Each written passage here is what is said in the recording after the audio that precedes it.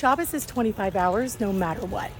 We begin Shabbos an hour before the sun goes down on Friday nights, and it ends when the sun goes down on Saturday nights. Every single weekend. We don't take a break from Shabbos, not for vacations, not for sleepaway camp. There's always Shabbos.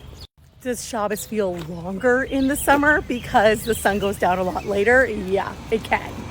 See, in the winter, Shabbos starts a lot earlier on Fridays, which has its own stresses because you got to get everything ready before the sun goes down.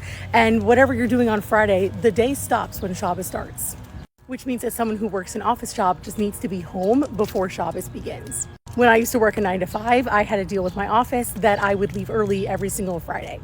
But then Shabbos ends really early on Saturday. And some people prefer that because it can be hard to entertain kids on Shabbos or someone who might get bored, not like reading, not like napping. And yes, there are a lot of people who do get really bored on Shabbos afternoons where there's a lot of time. Me, I actually prefer Shabbos in the summer, especially now that my kids are older and can entertain themselves. Shabbos starts a lot later on Friday nights, and basically after dinner we read a little bit and then pass out. But then we have really long Shabbos afternoons and I just sit and read all day.